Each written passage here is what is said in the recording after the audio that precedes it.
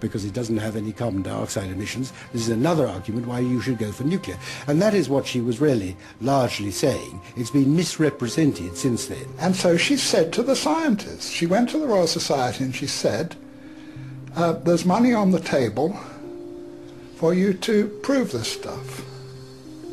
So of course they went away and did that. Inevitably, the moment politicians put their weight behind something and attach their name to it in some ways, of course, money will flow. That's the way it goes.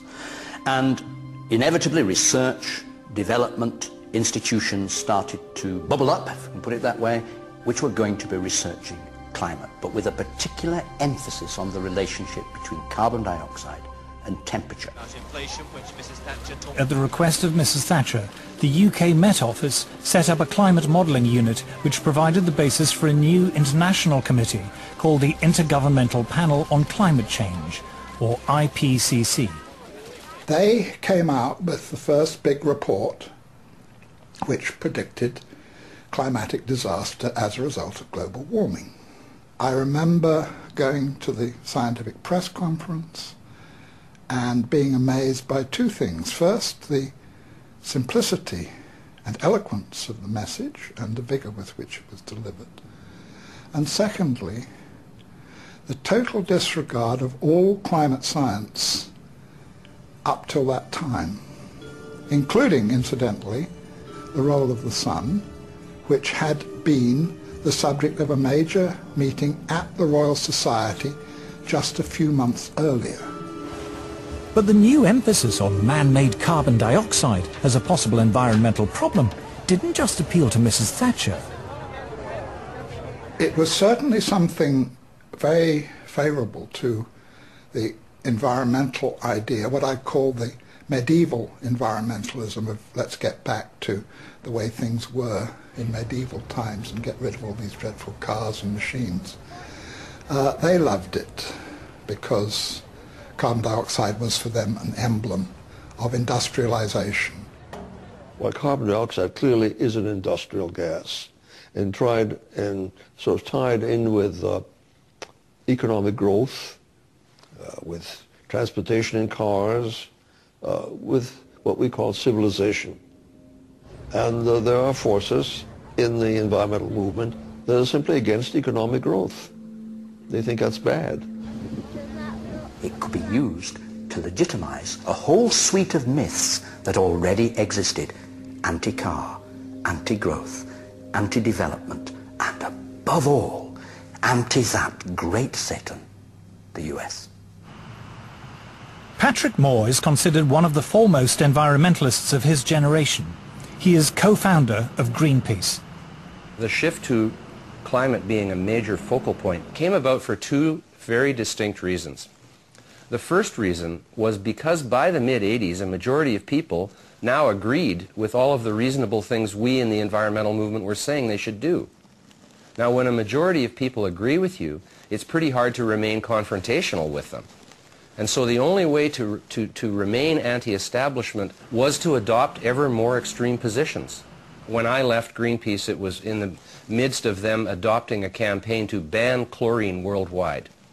Like I said, you guys, this is one of the elements in the periodic table, you know. I mean, I'm not sure if that's in our jurisdiction to be banning a whole element. The other reason that environmental extremism emerged was because world communism failed, the wall came down, and a lot of peaceniks and political activists moved into the environmental movement, bringing their neo-Marxism with them, and learned to use green language in a very clever way to cloak agendas that actually have more to do with anti-capitalism and anti-globalization than they do anything with ecology or science. The left have been slightly disoriented by the manifest failure of socialism and indeed even more so of communism as it was tried out. And therefore they still remain as anti-capitalist as they were, but they have to find a new guise for their anti-capitalism. And it was a kind of amazing alliance from Margaret Thatcher on the right through to very left-wing anti-capitalist environmentalists that created this kind of momentum behind a loony idea. By the early 1990s, man-made global warming was no longer a slightly eccentric theory about climate. It was a full-blown political campaign. It was attracting media attention, and as a result, more government funding. Prior to Bush the Elder, I think the level of funding for climate and climate-related sciences was somewhere around the order of $170 million a year, which was reasonable for the size of the field. It jumped to $2 billion a year, more than a factor of 10. And yeah, that changed a lot. I mean, that's a lot of jobs. A lot of jobs. It brought a lot of new people into it who otherwise were not interested.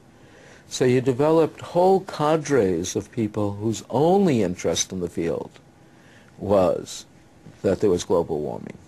If I wanted to do research on, shall we say, the squirrels of Sussex, what I would do, and this is any time from 1990 onwards, I would write my grant application saying, I want to investigate the nut-gathering behavior of squirrels with special reference to the effects of global warming. And that way I get my money. If I forget to mention global warming, I might not get the money.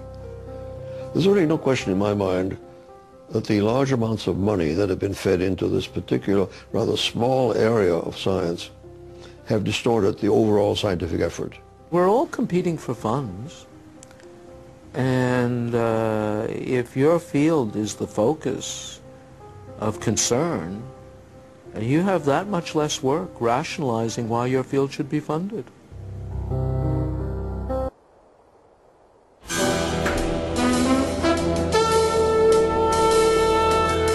By the 1990s, tens of billions of dollars of government funding in the US, UK and elsewhere were being diverted into research relating to global warming. A large portion of those funds went into building computer models to forecast what the climate will be in the future. But how accurate are those models? Dr. Roy Spencer was Senior Scientist for Climate Studies at NASA's Marshall Space Flight Center. He has been awarded medals for exceptional scientific achievement from both NASA and the American Meteorological Society. Climate models are only as good as the assumptions that go into them, and they have hundreds of assumptions. All it takes is one assumption to be wrong for the forecasts to be way off. Climate forecasts are not new, but in the past, scientists were more modest about their ability to predict the weather. Any attempt at forecasting changes of climate meets skepticism from the men who model the weather by computer. In making decisions which affect people, a bad prediction as to what the climate of the future will be can be far worse than none at all. I'm afraid that our understanding of the complex weather machine is not yet good enough to make a reliable statement of the future. All models assume that man-made CO2 is the main cause of climate change, rather than the sun or the clouds. The analogy I use is like my car's not running very well. So I'm going to ignore the engine, which is the sun, and I'm going to ignore the transmission, which is the water vapor, and I'm going to look at one nut on the right rear wheel, which is the human-produced CO2. It's that, the science is that bad.